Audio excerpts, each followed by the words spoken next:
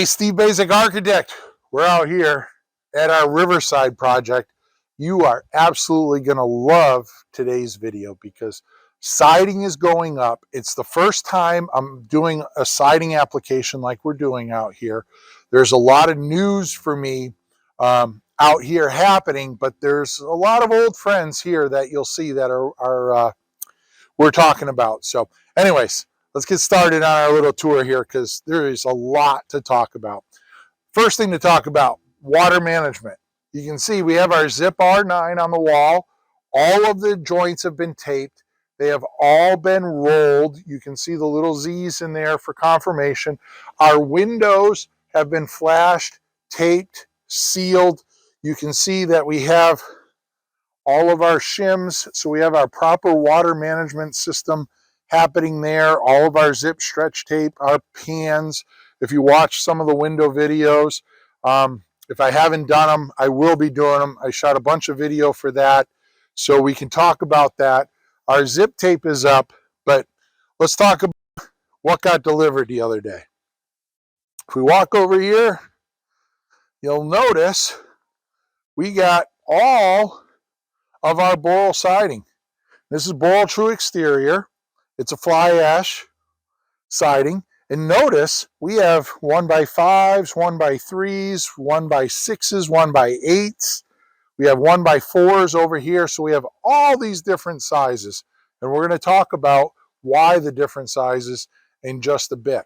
But as we walk around, you know, the builder here in their efficiency, they have all their stations set up. This is a painting station.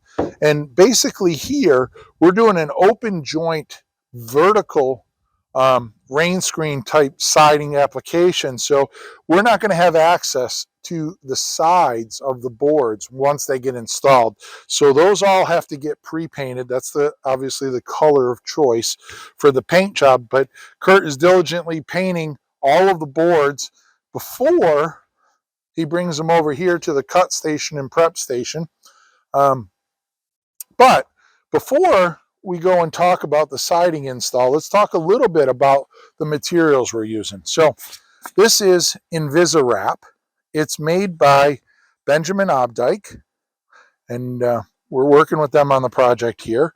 It's basically a UV protection building paper. It is made for open joint cladding systems. So what does that mean? What does it mean? It means the zip, weather resistant barrier, the green stuff here, if you just leave that out, it has about 180-day life or shelf life before you need to provide protection from UV. If we're doing an open joint system, there's a chance that the green stuff will see sunlight. And if they do, then it voids the warranty. So we need to come up with a system where we can cover that. So basically, the Invisirap gets stapled to it, and it becomes our UV protectorant to it. Couple things about the specs of Invisirap. You'll see here, it comes in almost a 5-foot wide roll, 100 feet. So that's 500 square feet per roll. It has an exposure of 365 days before the siding has to actually be covered.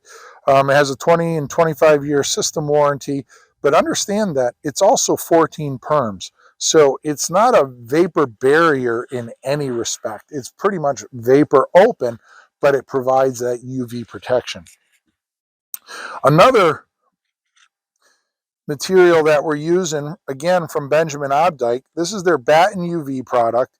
It's 3/8 of an inch, 1 3/4 inches, and they come in 8-foot sections. I have a small piece here, and you can see it's basically a series of H's in there, and it also has a series of V cuts in each of those legs of the H. So what that allows you to do is you can have a vertical orientation and have all of that, or we could do a horizontal orientation and water will migrate down through the V's, which is the application that we're going to use here, although we do have a small section where we're doing it vertical. And the other thing to understand is it comes in 8-foot long rolls, or strips, sorry, and notice it has a slotted hole so that you can nail it in the middle, and it allows for movement along that UV batten strip. So we'll take a walk around the corner here because we have basically the whole series of construction build up here. If we start out on this corner and we look down the side here, obviously we have the raw zip that we talked about. It is an effective weather resistant barrier, but it doesn't have a warranty against UV protection. So we put our Invisorap over it by Benjamin Obdyke, 14 perms, so we're not worried about trapping any moisture in there. It has freedom to moisture migration and dry, but basically just covers the wall and makes it a black sheet. Now, while it's providing the UV protection, the real thing that it's doing is if I have an open joint rain screen and I can see into the joints, as pretty as that green is, I don't want to see green. I want to see the black. So you get kind of double duty. We get the UV protection of the Invisorap because it's black, but I get the aesthetic value of looking through the joints and seeing the black on the inside. Over here, between the garage doors, we have the next steps. So we have our UV batten strips. They're vertically oriented here so that we have our space behind.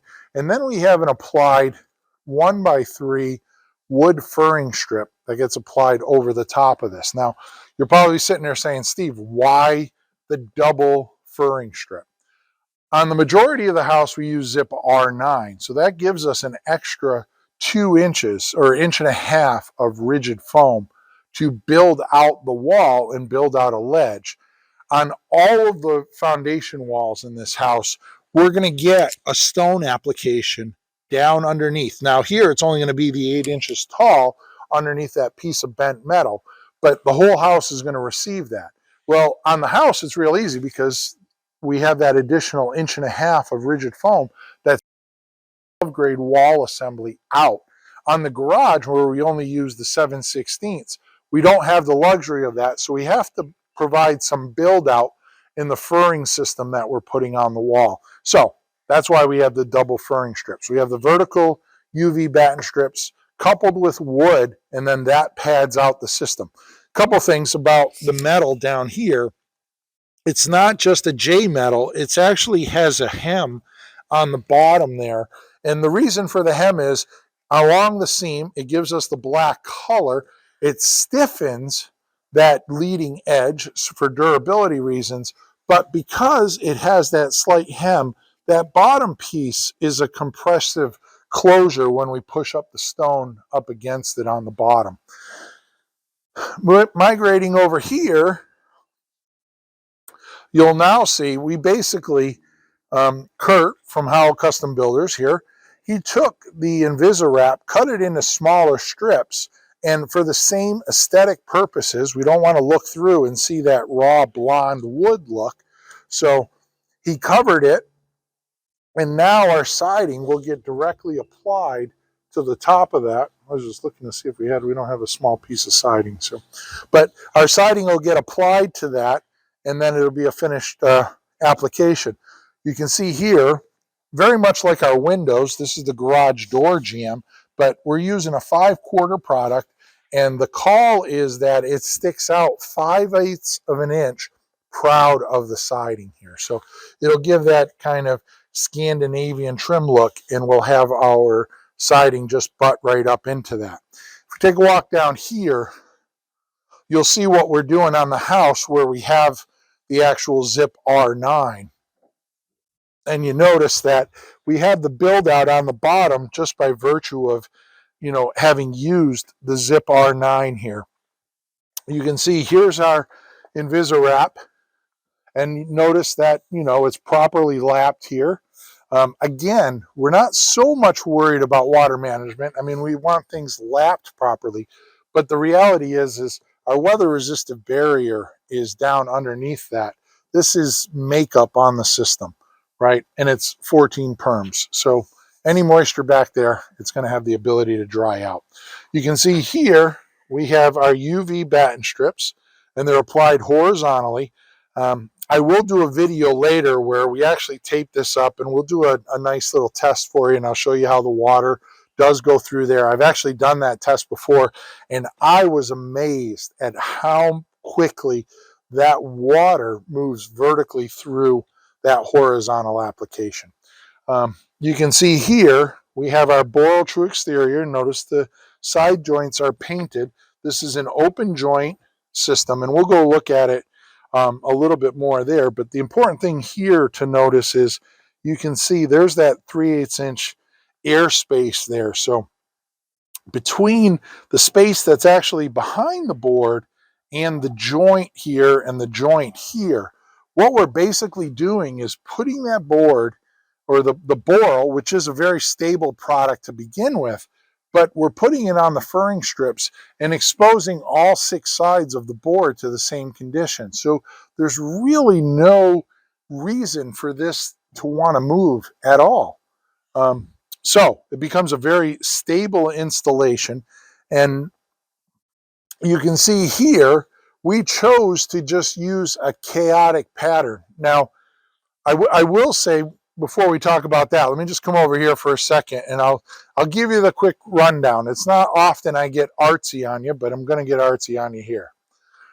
We look up here through the trees.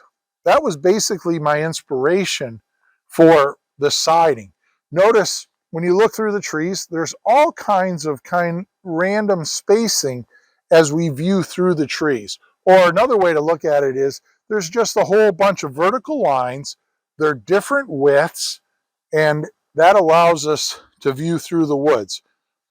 I extracted that metaphor over here, and basically we have the lines between, or in this case here, maybe it's the lines are the trees and the boards are the different spaces in between, but we have all of the different sizes. You can see 1x8s, 1x5s, 1x4s, 1x3s, and notice that the pattern is never repeated in any 4-foot section here. That was one of the things that I talked over with Kurt to get here. So we get this really somewhat sporadic installation of all of the different sizes here. So you get kind of a sense of order through the chaotic installation of different sizes here. And the only real thing that I told them is anything that goes into the corner needs to be at least a 1x3 or larger. We don't want to end up where you get down to the corner and we're putting a 1-inch piece in there. So, Kurt's very good about that. Now, the joint spacing here, we're using a 3/16 inch strong joint. And we did a couple mock-ups. I thought 3/16 would have been the call, but I was in fear that, we should really take a look at it. So Kurt, the builder, he did the 3/16 inch mock-up, but he also did a 1/4 inch mock-up here. And you can see the 1/4 inch, the clients and myself just thought was a little too much. And the 3/16, which is the one that usually gets the call, felt just a little weak. So what we ended up doing is Kurt set up his shims that he's making to as a template for that, and he did them as 3/16, and then he just added, a wee bit. So we have a 3/16 inch strong open joint there. But anyways, we're about to embark on doing the whole house. We'll do some follow-up videos as we go out here. This is a really good starter video, but this is the very first time that I've ever done, and I'm very excited about it, but a vertically oriented open joint rain screen system. So anyways, I'm going to let you take a look at that. I'm going to move out here because you cannot come to this job site and not open and close without a shot of the river behind me. So anyways, Steve Basic Architect from our Riverside project. Until next time, long live our buildings.